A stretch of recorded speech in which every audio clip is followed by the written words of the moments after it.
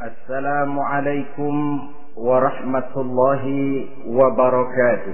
Waalaikumsalam warahmatullahi wabarakatuh. Bismillahirrahmanirrahim. Alhamdulillahi rabbil alamin. Wassalatu wassalamu ala ashrafil mursalin wa ala alihi wa ashabihil mujahidin at-tahirin, amma ba'du. Saudara-saudara kaum muslimin rahimakumullah, sebagai kelanjutan dari pembicaraan kita tentang serial para nabi, maka pada pertemuan kali ini kita akan membicarakan riwayat tentang Nabi Sulaiman alaihi salam dan Ratu Balqis. Nabi Sulaiman adalah putra dari Nabi Daud alaihi salam, yang Nabi Daud ini merupakan keturunan yang ke-12 dari Nabi Yakub. Pada diri Nabi Sulaiman bertemu kebesaran dunia dan kebesaran akhirat. Ya, beliau seorang raja, ya, beliau seorang rasul. Ya, beliau seorang pemimpin agama. Ya, juga beliau adalah seorang pemimpin negara. Alangkah idealnya memang jikalau ulama menjadi umarah, atau jikalau umarah adalah seorang ulama. Dengan posisinya sebagai ulama, maka nilai kepemimpinannya terpelihara dari segala macam bentuk penyelewengan. Dan dengan kedudukannya sebagai umarah, dia akan lebih efektif memberikan komando kepada rakyatnya untuk hidup melaksanakan perintah-perintah Allah. Tetapi oleh karena orang yang sekaligus jadi ulama dan umarok termasuk jenis makhluk langka, maka agama hanya akan memberikan pesan agar yang bernama ulama dan umarok saling bekerja sama untuk kemaslahatan dan kemanfaatan rakyat. Ulama adalah ulama, umaro adalah umaro. Jikalau keduanya bisa berjalan dan berdampingan dengan baik, rakyat akan jadi nikmat. Tapi kalau keduanya centang perenang, tentu rakyat akan jadi kiamat adanya. Ma'asyiral muslimin rahimakumullah. Mengapa figur Nabi Sulaiman adalah figur yang bertumpu kebesaran dunia dan akhirat? Kita lihat dari sejarah bahwa Allah memberikan mukjizat kepada para rasulnya biasanya sesuai dengan kecenderungan umat yang dihadapi pada waktu itu.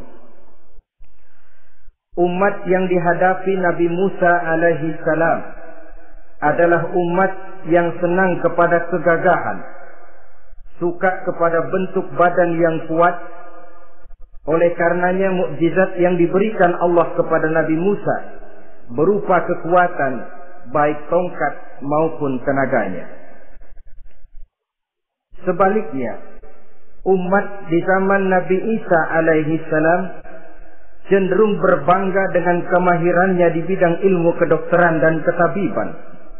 Maka mukjizat yang diberikan Allah kepada Nabi Isa adalah mukjizat yang bisa mengatasi semua itu, sehingga Nabi Isa dengan izin Allah bisa menyembuhkan orang yang kena penyakit kusta, belang, bahkan sampai bisa menghidupkan orang mati dengan izin Allah. Di zaman Nabi Muhammad sallallahu alaihi wasallam, kecenderungan umat kepada kemampuan bersyair, sehingga ketika itu yang dihargai adalah ujung tombak dan ujung pena. Ujung tombak dalam arti pahlawan perang, dan ujung pena dalam arti seniman dan penyair.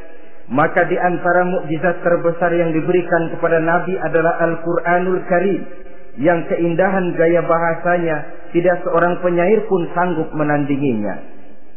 Di zaman Nabi Sulaiman alaihi salam, kebesaran dan kemegahan dunia, kekuatan dan kejayaan menjadi ukuran. Kita tahu bahwa Jalut yang dihadapi oleh Nabi Daud adalah seorang yang bertubuh besar dan gagah perkasa, yang dalam sejarah lebih kita kenal dengan nama Goliat misalnya. Maka tidak heran kalau mukjizat yang diberikan Allah kepada Nabi Musa merupakan mukjizat yang bertumpu antara kebesaran dunia dan kebesaran akhirat. sebagai raja dan juga sebagai nabi. Tetapi yang patut menjadikan pelajaran buat kita terhadap seluruh kebesaran yang diberikan itu, Nabi Sulaiman berkata, "Haza min fadli Rabbi liyabluwani aashkuru am akfur." Semua ini, kekuasaan dan kebesaranku, kejayaan dan kekayaanku adalah anugerah Tuhan untuk menguji diriku. Adakah aku menjadi bersyukur karenanya atau malah aku menjadi ingkar karenanya? Alangkah baiknya jikalau ucapan Nabi Sulaiman ini kita bisa resapi dan kita bisa terapkan dalam kehidupan ini. Seorang pedagang yang berhasil berkatalah seperti perkataan Nabi Sulaiman. Seorang pejabat dengan kedudukan tinggi berkatalah seperti perkataannya Nabi Sulaiman. Seorang ulama dengan posisi sebagai pemimpin yang non formal berkatalah seperti perkataan Nabi Sulaiman. Seluruhnya berkata, "Haza min fadli Rabbi." Seluruhnya ini adalah karunia Allah untuk menguji diriku, adakah aku bersyukur atau aku menjadi ingkar karenanya. Inilah sekelumit tentang kebesaran Nabi Sulaiman alaihi salam. Pada usia 13 tahun, beliau sudah mewarisi kerajaan ayahnya Nabi Daud dengan meninggalnya Nabi Daud alaihi salam. Dan sejak itu keistimewaan Nabi Sulaiman alaihi salam sudah nampak dalam kehidupan. Beberapa keistimewaan bisa kita catat dari pribadi Nabi Sulaiman ini. Pertama, beliau cerdik, cerdas dan bijaksana, dan tentu saja harus begitu. Kalau Rasul goblok, mana ada umat yang mau ikut. Tetapi kecerdikan dan kecerdasan serta sifat bijaksana ini nampak dari beberapa kisah yang pernah dihadapinya. Pertama, di saat beliau berumur 11 tahun, ketika itu yang menjadi raja adalah ayahnya Nabi Daud, datang mengadu seorang petani bahwa sawah ladangnya, tanaman-tanaman yang ditanamnya habis dimakan oleh binatang ternak dari tetangga di sebelahnya. Maka ia mengajukan usul agar binatang ternak yang memakan tanam-tanamannya itu diberikan saja kepadanya. Nabi Daud meluluskan permintaan petani ini, tapi Nabi Sulaiman berkata, "Ayah, maafkan saya. Kalau boleh saya mengajukan usul, jangan seluruh binatang ternak gembala itu diberikan kepada petani. Akan lebih baik kalau binatang ternak yang memakan tanam-tanamannya itu diberikan kepada si petani selama 1 tahun. Apabila ia berkembang biak, beranak, hasil susunya seluruhnya selama 1 tahun itu boleh dimanfaatkan oleh petani tadi. Dengan demikian saya rasakan ini merupakan satu yang lebih adil ketimbang yang tadi itu." Keputusan Nabi Sulaiman ini diterima baik oleh ayahnya, oleh si petani, dan oleh si gembala tadi. Pada usia 11 tahun, ia sudah menunjukkan kecerdikan, kecerdasan, dan sifat yang bijaksana. Contoh yang kedua, ada 2 orang ibu yang pada saat akan bekerja di ladang, masing-masing meletakkan bayinya di satu tempat, lalu keduanya pun asik pergi bekerja. Sedang kedua ibu itu bekerja dengan asiknya, datanglah seekor serigala, menerkam salah seorang anak bayi tadi, dan kemudian dibawa. Tinggallah anak bayi seorang. Ketika kedua ibu tadi kembali ke tempat dia meletakkan anaknya, maka keduanya lalu berebut anak yang satu itu. Jadi kasus berebut bayi rupanya memang sudah ada dari dulunya. Yang satu berkata itu anaknya, yang lain mengaku itu pun juga anaknya. Akhirnya keduanya mengadu kepada Nabi Sulaiman. Masing-masing ngotot, tidak ada yang mau mengalah. Akhirnya kata Nabi Sulaiman, "Kalau kamu berdua tidak ada yang mau mengalah, sudahlah begini saja. Berikan bayi itu kepada saya, akan saya belah 2 supaya adil. Masing-masing kamu bawa sarang sepotong." Ibu yang seorang berbinar matanya, kelihatannya gembira dengan keputusan itu. Saya setuju Nabi Sulaiman, ini keputusan yang sangat adil. Betul, belah 2 saja bayi itu. Tapi ibu yang seorang malah berurai air matanya, membasahi pipinya. Ya Sulaiman, daripada Tuhan belah dua anak itu, biarlah berikan saja kepada ibu yang mengaku tadi itu. Tidak sampai hati saya melihat anak yang begini ini harus menjadi korban. Biarlah dia diasuh oleh ibu yang mengakuinya tadi, asal dia tetap hidup.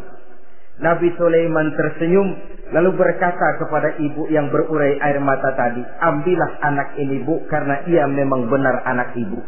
Sebab sekejam-kejamnya hati seorang ibu tidak akan sampai melihat anaknya dibelah dua. Adapun engkau ibu yang gembira, engkau sesungguhnya ibu yang kurang ajar.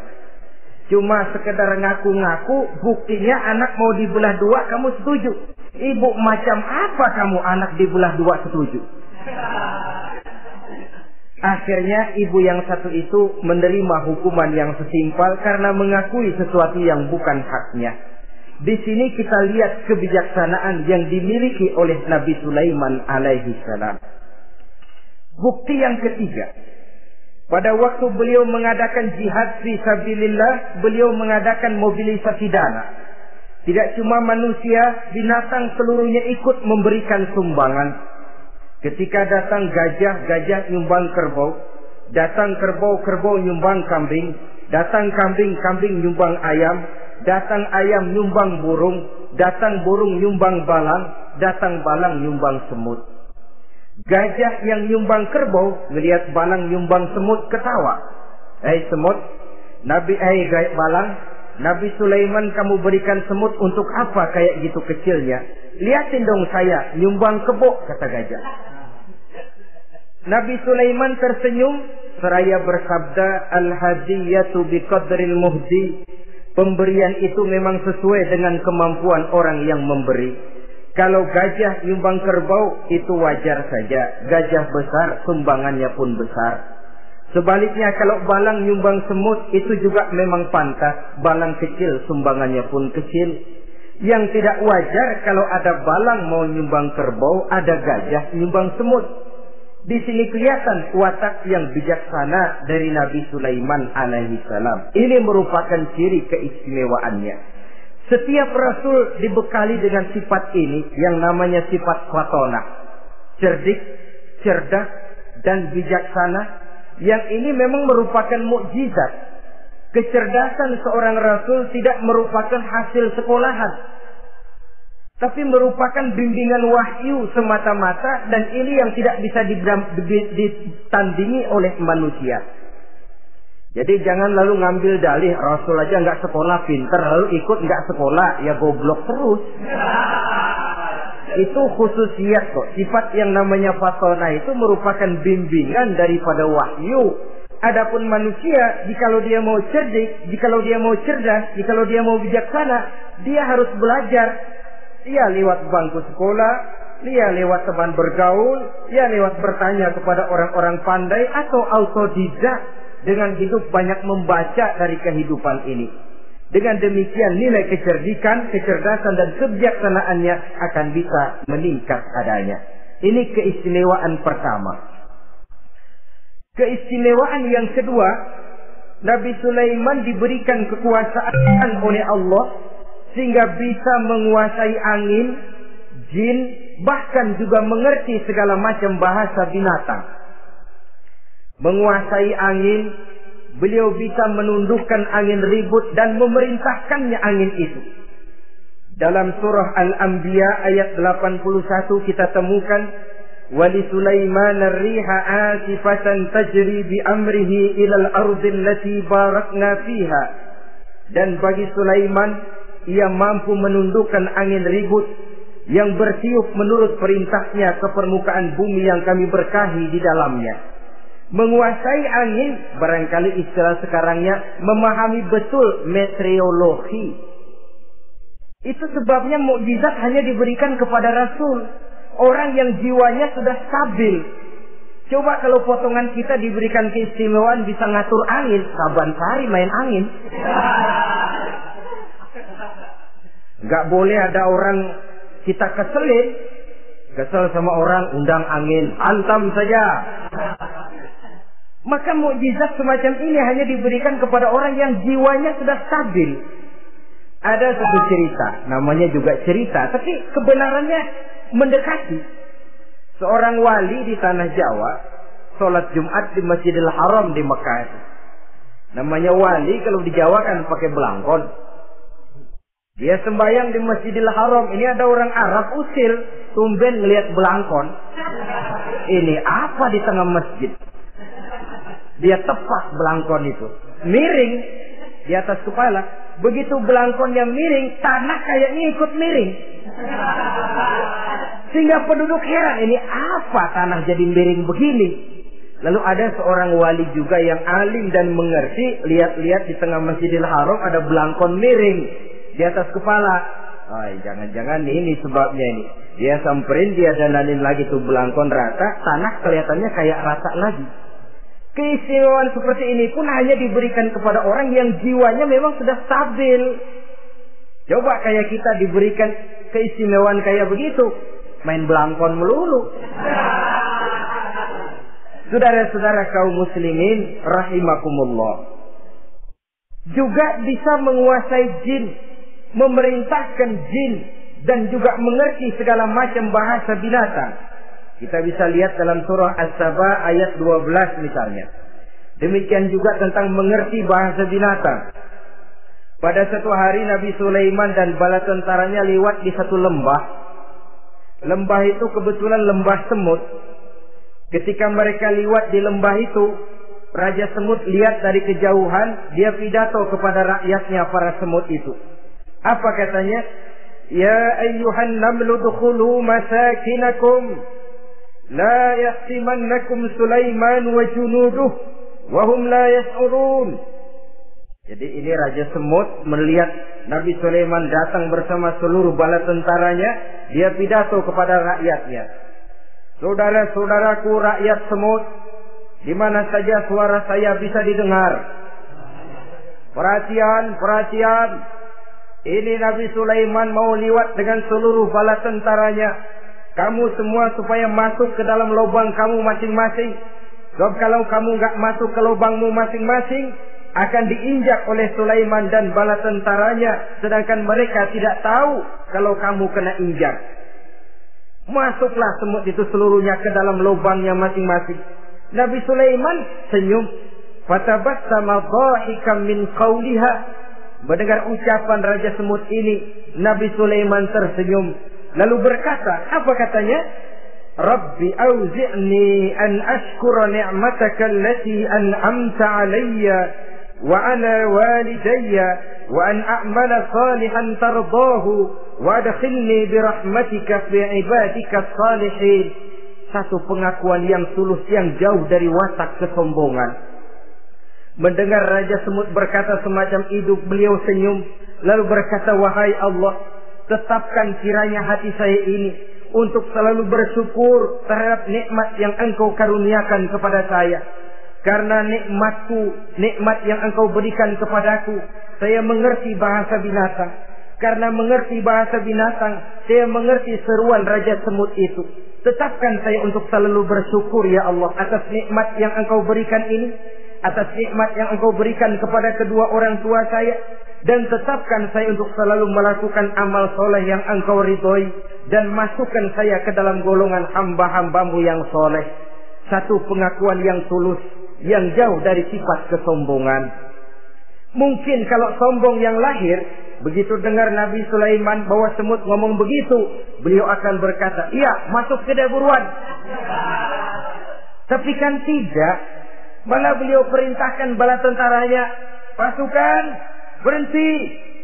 Ada apa Nabi Sulaiman? Di depan kita ada kerajaan semut. Mereka lagi kocar-kacir masuk ke sarangnya masing-masing. Tunggu sampai mereka masuk dan kita bisa lewat dengan aman tanpa harus menginjak-injak mereka. Bala tentaranya di stop dan berhenti. Ternyata kebesarannya tidak menyebabkan ia lalu memandang remeh sampai kepada makhluk yang bernama semut sekalipun. Masih tetap dihargainya sebagai makhluk dari Allah Subhanahu wa ta'ala. Sesuatu yang perlu menjadi contoh kita semua. Sebab orang bilang kadang kacang sering lupa akan kulitnya. Kadang posisi kita yang tinggi menyebabkan kita lupa dari mana kita berasal. Kadang harta yang kita miliki menyebabkan kita lengah dari mana kita datang. Akhirnya yang timbul adalah sifat sombong dan angkuh. Ibarat kata orang, kacang lupa dengan lanjarannya. Ma'asyiral muslimin rahimakumullah. Ini kebesaran dan keistimewaan yang diberikan Allah kepada Nabi Sulaiman alaihi salam. Apa yang perlu kita jadikan tamsil dan ibarat dari kebesaran ini? Saudara-saudara kaum muslimin rahimakumullah. Keadilan sebagai umara yang berpadu dengan kebijaksanaan sebagai ulama. Satu hari seorang sahabat bertanya kepada Rasulullah sallallahu alaihi wasallam, "Ya Rasul, kalau pada satu saat ajal merenggut Tuhan berlalu meninggalkan kami sekalian, kita berpisah untuk selamanya ya Rasul. Dalam kondisi semacam itu, azahrul ardi khairun lana am batniha? Mana yang lebih baik ya Rasul buat kami kalau sudah ditinggalkan oleh Tuhan? Permukaan bumi atau perut bumi yang lebih baik?" Ini pertanyaan dengan bahasa kinayah. Permukaan bumi maksudnya hidup. Perut bumi maksudnya mati. Orang kalau sudah masuk ke perut bumi kan habis. "Ya Rasul, kalau engkau sudah tidak ada meninggalkan kami semua, mana yang lebih baik buat kami, hidup atau mati?" Bukan main pertanyaan ini. Di satu sisi menggambarkan cintanya sahabat kepada Nabi. Sehingga kalau tidak bisa mati bersamaan, biarlah mati beriring saja. Di lain pihak juga mencerminkan bingungnya sahabat kalau sudah ditinggalkan oleh Rasul. Atas pertanyaan ini apa jawab Rasul? "Kamu gak usah khawatir. Walaupun aku sudah tidak ada, kembali ke Hadratullah Azza wa Jalla, meninggalkan kamu semua, kamu tidak usah bingung. Dengan syarat, idza kana umara'ukum khiyarukum wa amrukum syura bainakum wa aghniya'ukum askhiya'ukum fa zahrul ardi khairul lakum min batniha." Kalau saja para umara, kalau saja pemimpin-pemimpin kamu adalah orang-orang yang terbaik di antara kamu, dan seluruh persoalan yang kamu hadapi dapat kamu musyawarahkan dengan baik, lalu orang-orang kaya di antaramu adalah orang-orang yang dermawan, ketika itu walaupun aku sudah tidak ada, hidup lebih baik daripada mati. Permukaan bumi lebih baik daripada perut bumi. Dengan catatan 3 tadi. Pemimpinmu orang yang terbaik di antara kamu, segala persoalan kamu musyawarahkan, dan orang kayamu orang dermawan. Walaupun aku tidak ada, hidup lebih baik daripada mati. Tapi sebaliknya kata Nabi, idza kana umara'ukum syirarukum. Kalau umara'mu, pemimpin-pemimpinmu adalah orang-orang yang terjahat di antara kamu. Wa amrukum ala nisaikum. Dan segala urusanmu sudah diatur oleh perempuan. Walaupun dia tidak naik di bidang eksekutif, tidak memegang kekuasaan, tapi kekuasaan bayangannya jauh lebih menentukan daripada kekuasaan yang sesungguhnya.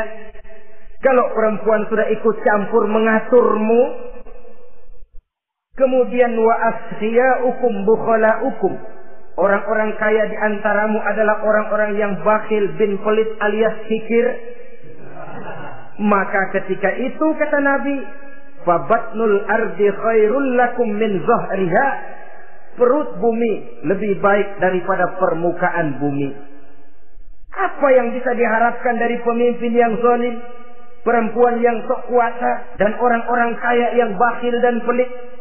Dalam kondisi semacam itu, bertemulah kita dengan yang bernama kiamat. Dan kalau sudah kiamat semacam itu kata Nabi, perut bumi lebih baik daripada permukaan bumi. Maka yang kita perlukan sekarang adalah kerjasama antara ulama dengan umara. Ulama bukan umara, umara pun bukan ulama. Harus saling kerjasama dan jangan saling memperalat. Kerjasama menurut bidangnya masing-masing menjadi yang terbaik di bidangnya. Jangan sudah jadi kiai karena ingin berpartisipasi aktif lalu pindah jadi pemborong jembatan. Tidak sadar akan profesinya. Dan orang lalu tidak bisa berkata, apaan kiai mubalik bisanya cuma ngomong saja. Sekarang kan zaman pembangunan perlu karya nyata. Mana ada ustadz kiai mubalik bikin irigasi? Cuma pidato saja. Apa kemiskinan bisa diatasi dengan pidato? Ini juga orang tidak ngerti urusan. Wong Nabi saja ngajarin kok. Iza wusidal amru ila ghairi ahlihi fantaziri sa'ah. Yang kemudian diterjemahkan dalam manajemen modern. The right man on the right job. Bahwa persoalan harus diserahkan kepada orang yang memang ahlinya. Lah kalau kiai ngurus irigasi, apa nanti lurah mau ngajar fikih? Camatnya ngajar tafsir. Kacau jadinya. Makin ruwet jalur birokrasi, makin banyak orang meninggalkan profesi dan malah melaksanakan sesuatu yang bukan profesinya. Untuk memberesi keruwetan birokrasi termasuk diantaranya menanamkan kesadaran profesi yang menimbulkan kebanggaan dan kebanggaan yang membuahkan tanggung jawab terhadap profesi itu. Sebab orang kalau sudah bekerja menurut profesinya, walaupun tidak kaya, tapi hidupnya tenang. Kenapa? Karena panggilan jiwanya. Seorang kiai yang diajak objek, walaupun objeknya gol puluhan juta, kaya belum tentu tenang. Karena saya yakin bukan ke sana panggilan jiwanya. Ma'asyiral muslimin rahimakumullah. Itulah sebabnya kerjasama ulama membangun lingkungannya, ulama membangun manusianya, umarok membangun lingkungannya, sehingga terciptalah wujud daripada pembangunan manusia seutuhnya, ya zahirnya, ya batinnya. Seluruh kita berpartisipasi, hanya bidangnya saja yang berbeda-beda. Jangan yang satu merasa lebih berjasa dari yang lain. Jangan yang satu merasa lebih penting dari yang lain. Seluruh kita penting, seluruh kita berjasa, cuma bidang kita saja yang berbeda-beda. Inilah bahasa Quran, kullun ya'mal ala syakilatih. Setiap orang bekerja menurut profesinya masing-masing. Ma'asyiral muslimin rahimakumullah. Kita kembali kepada riwayat Nabi Sulaiman alaihi salam. Satu hari ketika beliau sedang menginspeksi pasukan, berkumpullah pasukan beliau itu, ya tentara yang manusianya, ya pasukan jinnya, ya seluruh binatang-binatangnya berbaris. Beliau selaku inspektur upacara mengadakan inspeksi pasukan. Dari sekian pasukan-pasukan yang diperiksanya pada waktu itu, Nabi Sulaiman melihat tidak terdapat burung hudhud. Beliau bertanya-tanya, "Ma liya aral hudhuda am kana minal ghaibin?" Kemana burung hudhud? Orang lain pada kumpul, dia sendiri tidak ada. Awas kalau dia datang. Kalau dia tidak bisa memberikan alasan yang tepat kemana dia, akan saya berikan sanksi dan hukuman. Ini namanya pemimpin yang bertanggung jawab toh. Seorang pun dari yang dipimpinnya tidak ada, menjadi pertanyaan. Tidak lama kemudian datang burung hudhud. Begitu datang lalu memberikan laporan kepada Nabi Sulaiman.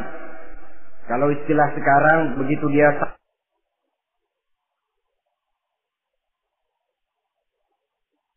sampai berdiri hormat, lapor, kata hudhud ini.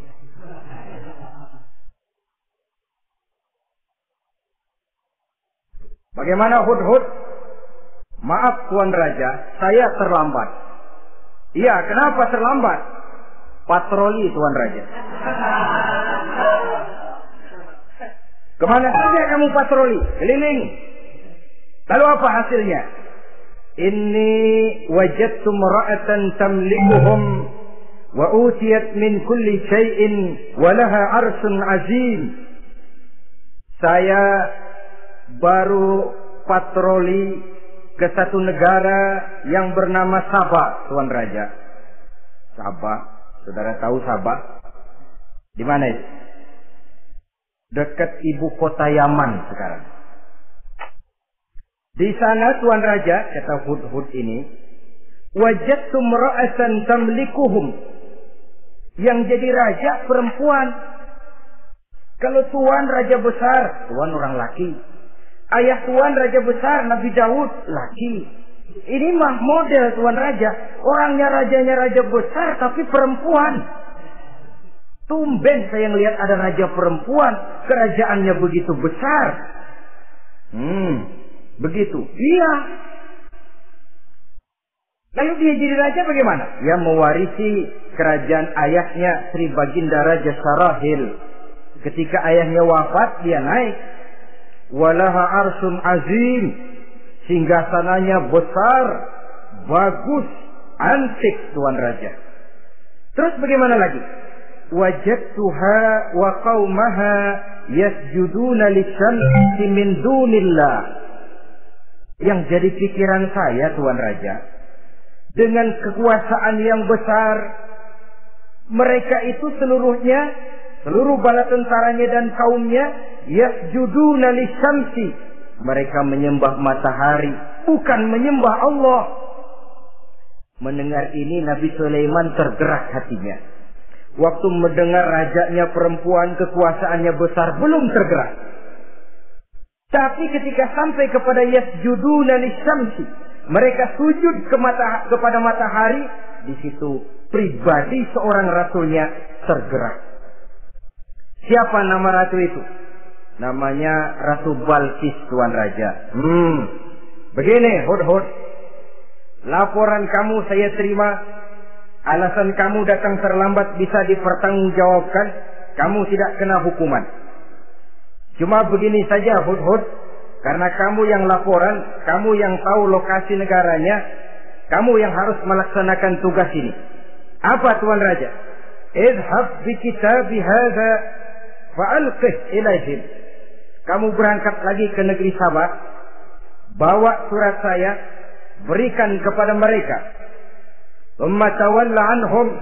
Kemudian kamu berpaling dari mereka, tapi jangan pulang. Fanzur maza yarji'un.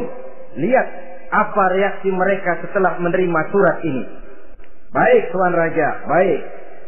Nabi Sulaiman menulis sepucuk surat kepada Ratu Balqis, dan surat itu dibawa oleh burung Hudhud tadi. Terbanglah si burung Hudhud ini ke negeri Sabah, masuk ke istana Ratu Balqis, dan surat itu jatuh di kamar Ratu Balqis. Diambil surat tadi, kemudian dibaca. Apa isi suratnya? Innahu min Sulaiman wa innahu bismillahirrahmanirrahim. Alla ta'lu alayya wa'tuni muslimin. Surat ini dari Sulaiman. Bismillahirrahmanirrahim. Jangan kamu merasa lebih tinggi dari aku. Datanglah kepadaku dan masuk ke dalam agama Islam. Suratnya singkat, padat, ultimatum. Jadi nggak pakai bahasa kembang, nggak pakai bahasa basi, langsung kepada isi. Surat ini dari Sulaiman. Bismillahirrahmanirrahim. Jangan kamu merasa lebih tinggi dari aku. Datanglah kepadaku dan masuklah ke dalam agama Islam. Ini yang disebut dakwah langsung tanpa pakai kembang. Saudara-saudara, menerima surat semacam ini, Ratu Balqis lalu ngumpulin para pembantu kerajaan, aparat pemerintah lah zaman sekarang. Termasuk menteri-menteri dipanggil sidang darurat di istana Ratu Balqis, membahas datangnya surat dari Nabi Sulaiman alaihissalam. Tuan-tuan para menteri, bagaimana Sri Ratu? Saya dapat surat. Dari mana? Dari Sulaiman. Katanya apa? Jangan kamu merasa lebih hebat dan lebih tinggi dariku. Datanglah kemari dan masuklah ke dalam agama Islam. Menurut pendapat tuan-tuan menteri, bagaimana surat ini? Apa kita penuhin permintaannya? Kita datang rame-rame masuk Islam? Oh, kata menteri, jangan dulu tuanku, gengsi dong. Kita ini kan kerajaan besar, tentara kita gagah, masa mau menyerah tanpa syarat? Soal nanti kita kalah atau menang itu soal lain, Tuan Perdana Menteri, Tuan Ratu. Tapi bahwa kita punya harga diri itu harus kita tunjukkan lebih dulu. Jadi menurut Tuan Menteri bagaimana? Kami sih nunggu komando Tuan Putri saja. Artinya kalau boleh perang saja. Cuma mau duluin, takut dikira nyelongcong. Kami sih gimana komando Tuan Ratu saja. Tuan komandokan berangkat, kami segera berangkat. Terserah Tuan Putri, kami seluruhnya loyal, taat dan setia menunggu titah dari Sri Paduka Ratu. Terima kasih para menteriku. Soal kesetiaanmu saya tidak meragukan. Tapi perang dimanapun selalu membawa kerugian. Kita menang rugi, tentu jatuh korban. Apalagi kalau kita kalah. Dan raja-raja yang mengalahkan negeri-negeri lain selalu membawa kehinaan kepada negeri yang dikalahkannya. Jadi bagaimana?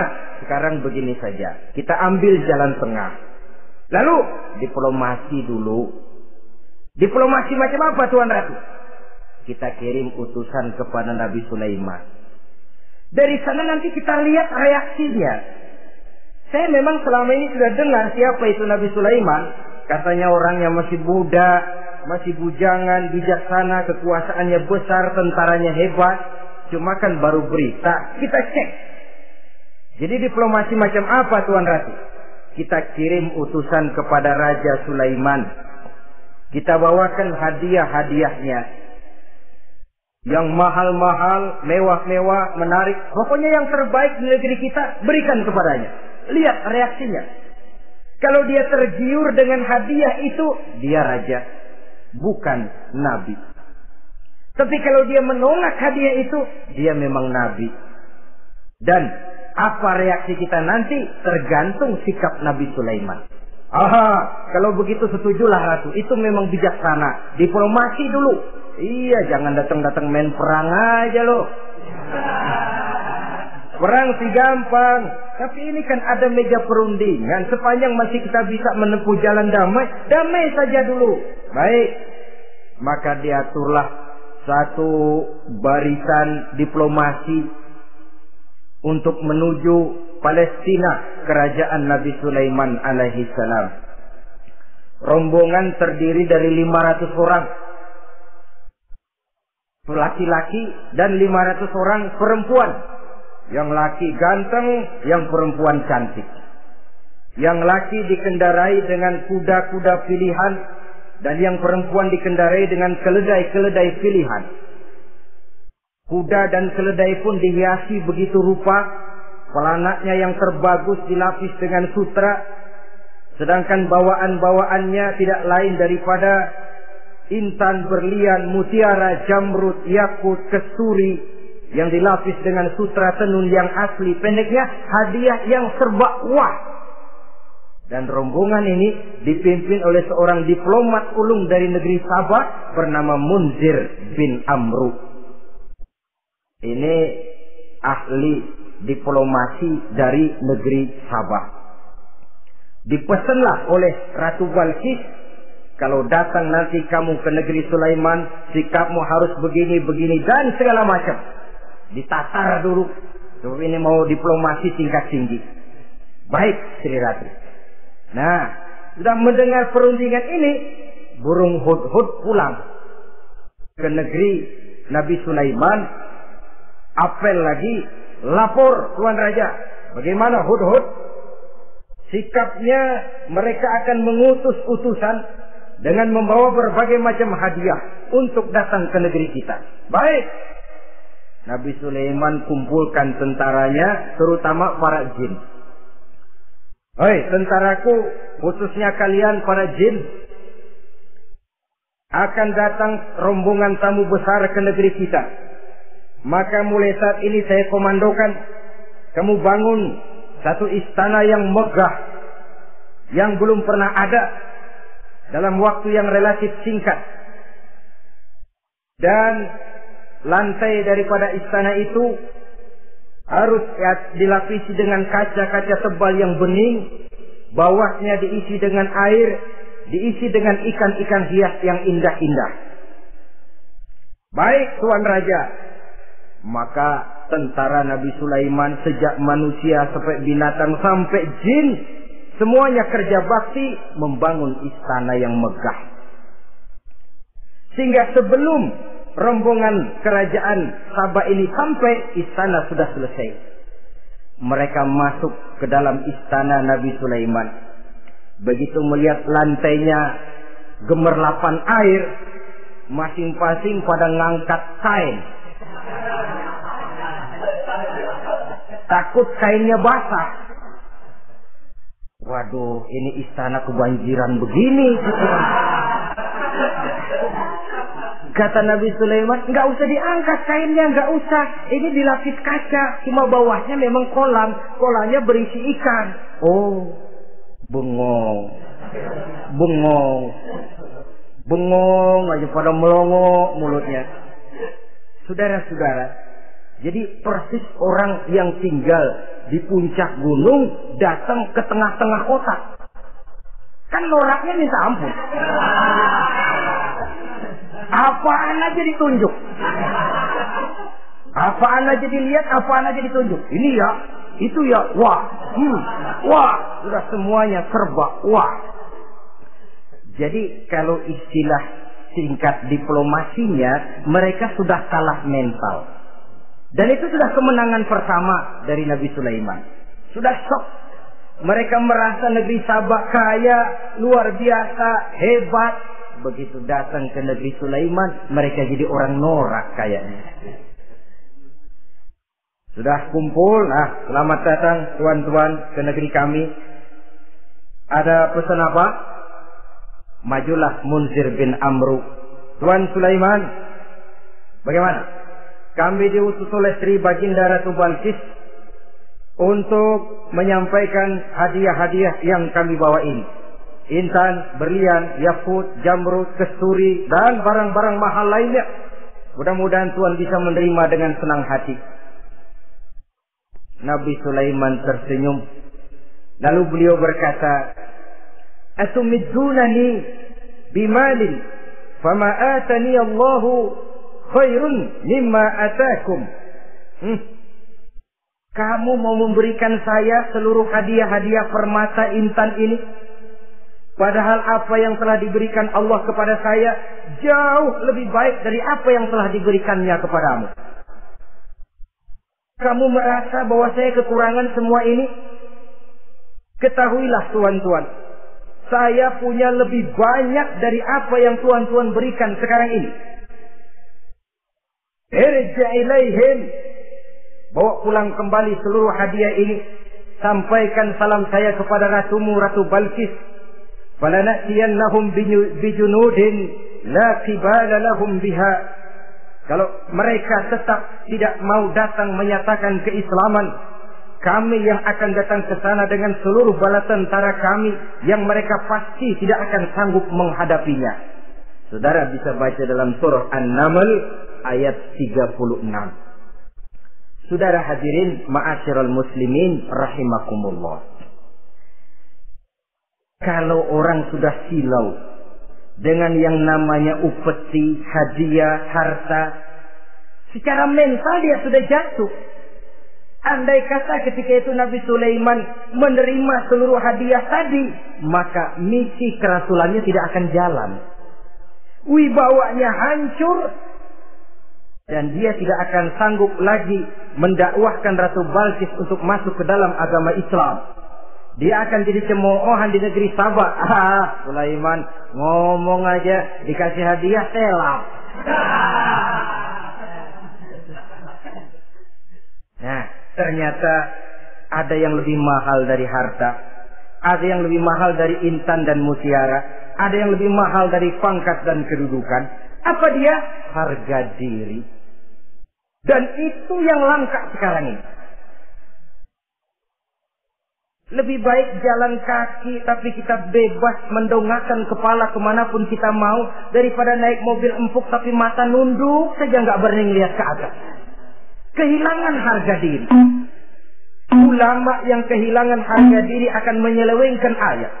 Pejabat yang kehilangan harga diri akan melakukan segala macam penyelewengan dan lain sebagainya. Harga diri sesuatu yang mahal, terutama di kota-kota besar, kota-kota yang menyandang gelar metropolitan. Biasanya harga diri ini sudah tidak dihiraukan orang lagi.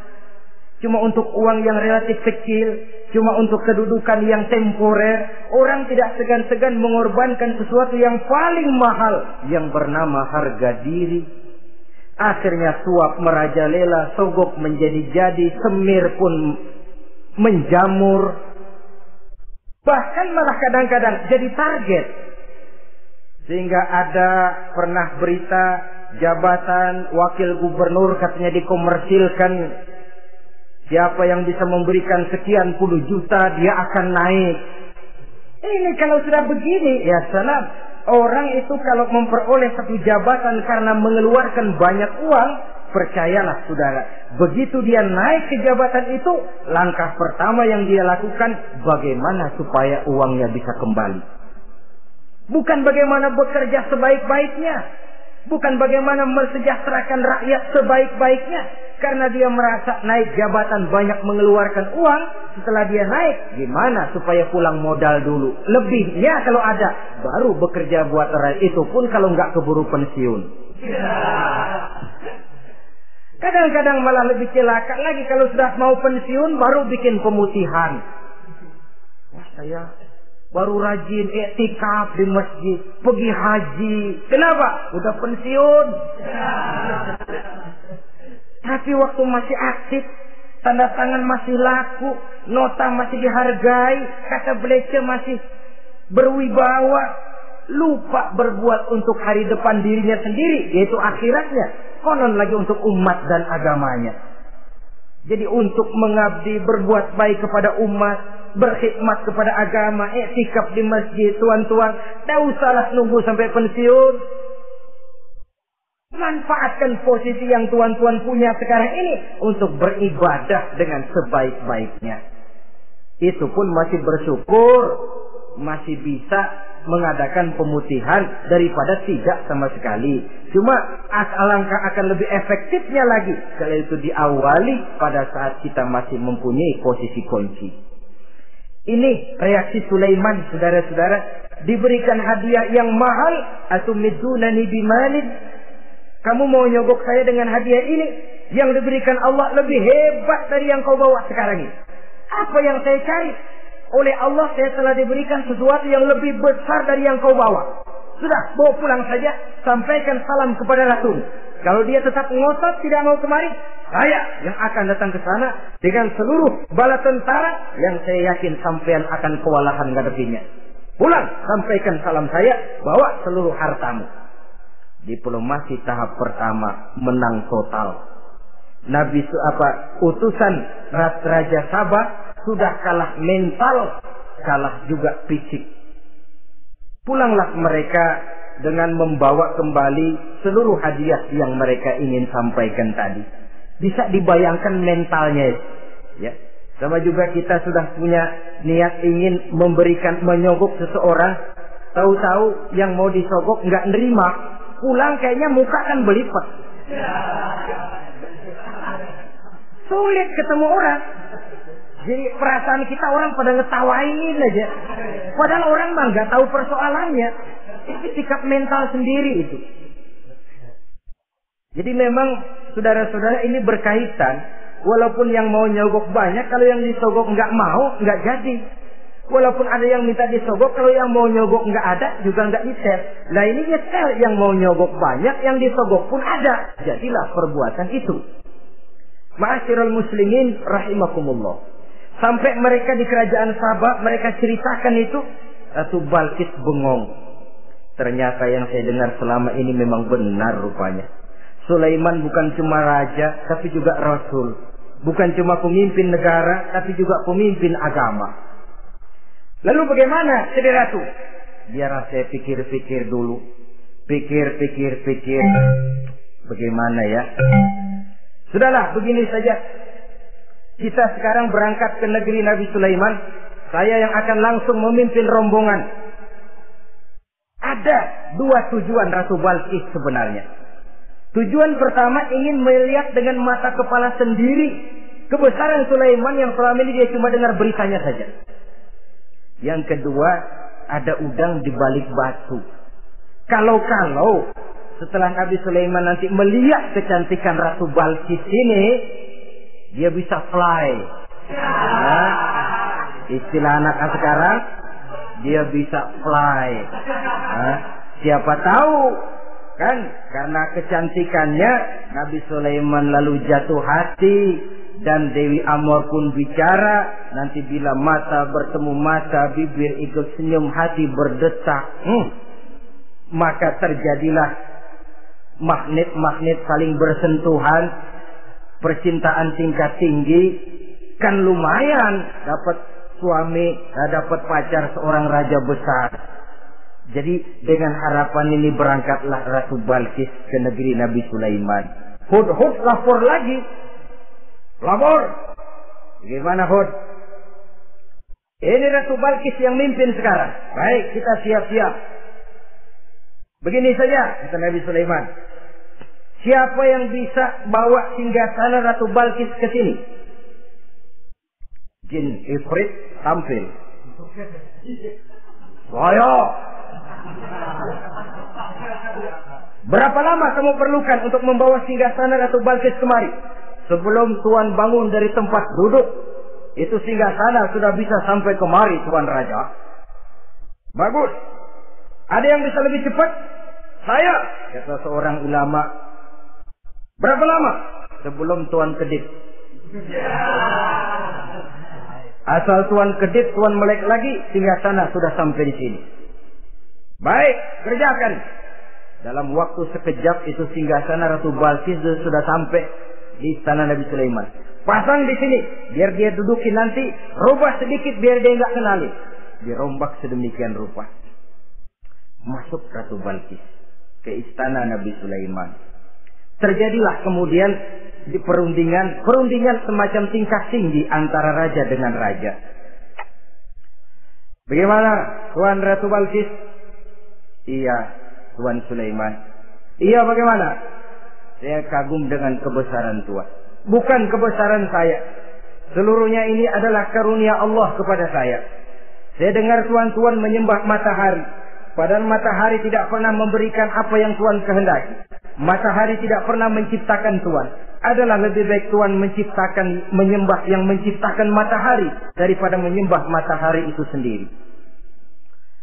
Nabi Sulaiman, bagaimana kalau kita mengadakan sambil berunding, sambil lobbying istilah sekarang. Baik, lobbying pun jadi. Berjalanlah meninjau seluruh pelosok istana Nabi Sulaiman alaihissalam. Seperti halnya bala tentaranya, Ratu Balqis juga sampai di lantai kaca, angkat kain. Kata Nabi Sulaiman, jangan diangkat tuh kain. Ini bukan air, istana kaca. Bukan main kebesaran kamu. Melihat begitu kebesaran Nabi Sulaiman, Ratu Balqis yang niatnya sementara mau melontarkan diplomasi asmara, lupa. Lalu apa katanya? Rabbi inni zalamtu nafsi. Ya Allah, selama ini saya benar-benar telah zalim kepada diri saya. Begitu banyak nikmat yang Engkau berikan kepada saya. Saya jadi ratu dengan kekuasaan yang besar, mewarisi kebesaran ayah. Dengan kerajaan dan bala tentara yang gagah perkasa. Bukan saya bersyukur kepadamu, malah saya menyembah matahari. Inni zalamtu nafsi. Sungguh saya telah zalim kepada diri saya. Maka mulai sejak saat ini, aslamtu ma'a Sulaiman lillahi rabbil alamin. Mulai sejak saat ini ya Allah, saya nyatakan diri, saya masuk Islam, bertuhankan Allah Rabbul Alamin. Saya tunduk kepada Nabi Sulaiman alaihi salam. Masuk Islam sebelum diplomasi asmaranya melayang, saudara-saudara. Sudah masuk Islam? Sudah. Nah, Ratu Balqis sekarang bagaimana? Ya Nabi Sulaiman, kalau saya masuk Islam, apakah kerajaan saya akan tunduk dan diatur oleh kerajaan Tuhan? Tidak. Kamu persilakan pulang ke kerajaanmu. Atur negerimu menurut cara yang kamu mau, asal sesuai dengan perintah Allah. Saya bukan penjajah. Saya cuma mengajak kamu ke dalam Islam. Saya tidak ingin meluaskan wilayah saya. Asal kamu sudah masuk Islam, tugas sudah saya jalankan. Perkara kerajaanmu, kau pulang, kau atur dan kau tetap jadi raja. Jangan merasa kalau sudah masuk Islam lalu kerajaanmu saya caplok. Islam bukan penjajah Ratu Balqis. Baiklah Nabi Sulaiman, saya tahu. Tapi untuk melanggengkan kerjasama antara kerajaan Sabak dengan kerajaan Tuhan, caranya bagaimana? Mulai ngojok-ngojok. Dia nggak bilang lu demen aja deh sama gue. Enggak. Cuma untuk jangka panjangnya Sulaiman, supaya kita tetap bisa kerjasama, caranya bagaimana? Ya supaya kerajaan berumur panjang, kau harus punya keturunan, kata Nabi Sulaiman. Itu kan berarti saya harus nikah. Memang. Tapi saya ratu. Suami saya kan paling kurang juga harus maharaja, sah. Ya sebenarnya sih cuma dia nggak bilang aja. Di kerajaan gue nggak ada yang setimpal, gue maunya sama elo. Itu kalau bahasa kita, cuma ini kan bahasa perempuan. Perempuan kan tahap paling pintar nahan perasaan. Gak kayak orang laki. Orang laki kalau lagi mabuk cinta, teler. Sama siapa aja dia cerita. Gue kan lagi demen sama si Ano. Lain sama perempuan, dia paling bisa jaga perasaan. Saya kalau begitu, saya harus kawin dengan maharaja. Ya kamu tinggal pilih saja, kata Nabi Sulaiman. Nabi Sulaiman, ini Perdana Menteri kalau udah pada meja udah paham ke arah mana maksudnya. Bagaimana kalau kita kukuhkan saja dua kerajaan ini, Nabi Sulaiman? Saya pun setuju kalau itu kamu punya mau. Wah, ini Perdana Menteri takbir semua. Allahu Akbar, Alhamdulillah. Sampai akhirnya Nabi Sulaiman pun menikah dengan Ratu Balqis. Bergabunglah dua kerajaan besar itu. Saudara-saudara kaum muslimin rahimakumullah. Kemudian setelah bertahun Nabi Sulaiman wafat. Tidak seorang pun tahu karena beliau wafat sedang pegangan tongkat. Ketika tongkat dimakanin rayap, rapuh, baru beliau jatuh. Orang tahu kalau Nabi Sulaiman sudah wafat. Menurut riwayat beliau wafat itu sedang sholat. Karena sholat Nabi Sulaiman cuma diri saja, tidak pakai ruku dan sujud. Menurut riwayat lain beliau sedang memandori jin dan tentaranya yang sedang kerja. Begitulah wafat beliau, kita bisa baca dalam surah Saba ayat ke-14. Setelah beliau wafat, Palestina diserbu oleh Raja Bukhtanasor atau Raja Nebukadnezar. Seluruh kebesaran Sulaiman di bumi hanguskan, istananya dihancurkan, intan permata dan kekayaan beliau dirampok, dan tinggallah kebesaran Sulaiman cuma legenda saja yang kita kenal dengan istilah Haikal Sulaiman. Legenda, riwayat-riwayat yang sampai sekarang ini masih bisa kita telusuri kebenarannya. Saudara-saudara, inilah pertemuan yang singkat ini, walaupun serba singkat, mudah-mudahan ada manfaatnya. Dengan kesimpulan, seluruh anugerah yang ada pada kita hakikatnya karunia Allah. Marilah kita menjadi orang yang pandai bersyukur atas anugerah itu. Terima kasih atas segala perhatian. Mohon maaf atas segala kekurangan. Usikum wa nafsi bitaqwallah. Wassalamualaikum warahmatullahi wabarakatuh. Waalaikumsalam.